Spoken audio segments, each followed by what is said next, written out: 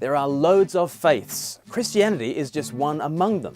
How can Christianity be right about religion? Isn't that arrogant? I am the #1 most impactful artist of our generation. I am Shakespeare in the flesh, Walt Disney.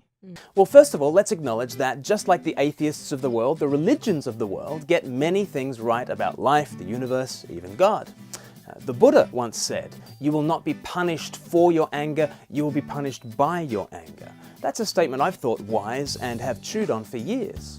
Aristotle, not a Christian, said that human nature is like a chariot being driven by 2 horses, and the horses are pulling in different directions. I think that's very wise, very true, very helpful. Christians don't deny that there is wonderful truth in the other religions and philosophies of the world. But we also think that Jesus is the true light that enlightens everyone. The ultimate origin of all those other truths is not some generic God, but specifically Jesus. We live in Jesus' universe. Buddha, Muhammad, Krishna, Socrates, they all live in Jesus' universe too. He is the way, the truth and the life. But is that arrogant? Is it arrogant to claim that Christianity is supreme among all other faiths and worldviews? The idea that it's arrogant to claim certainty about religion was put famously by John Godfrey Sachs in his poem about an elephant. It's based on a very old parable found in a number of different religions. The poem begins like this. It was 6 men of Indostan to learning much inclined, who went to see the elephant, though all of them were blind, that each by observation might satisfy his mind. Sachs explains that each blind man grasps a different aspect of the elephant. One grasps the elephant's trunk and thinks it's a snake, another grasps its tail and thinks it's a rope, and so on.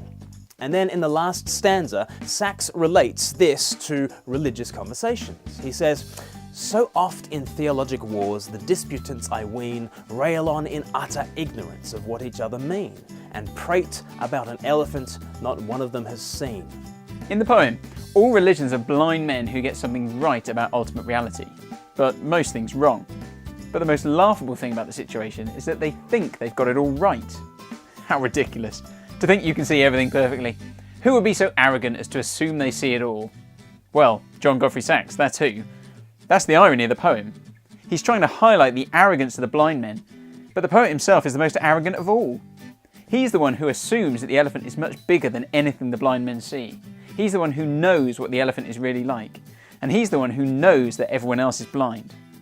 The poem tries to highlight the arrogance of blind faith heads. Actually, no one's more arrogant than the poet himself. And isn't it ironic? This arrogance is on display every time somebody says, "You can't think that your religion is right." Well, why not? Why can't I think my religion is right? At that point they have to say, "Because that's not how I think religions work." Well, do you see what's happened? I think my religion is right. You can't say that. Why not? Because no religion can be right. Are you sure? I'm certain. No religion can be right.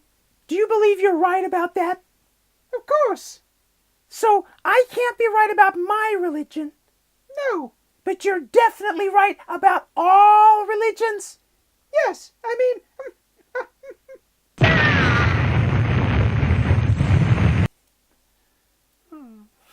All of us think we're right when it comes to religion, but we can't all be right. Next week we'll see that different people think very different things when it comes to God, the world and the future. So what's the way forward? Maybe we should recognise that all of us are blind when it comes to God. Atheists, Christians, Muslims, Hindus, none of us have a purchase on the truth. The Bible says that Satan has blinded the minds of unbelievers so they can't see the light of the knowledge of the glory of God.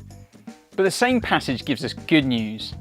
That glory is on show in the face of Christ.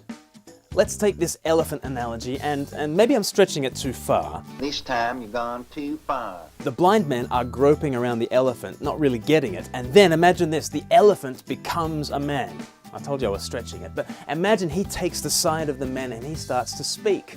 He doesn't just sit back dormant, he actually gets his hands on the blind men and starts telling them about himself in a language that they understand. In this way, we could say that the elephant speaks.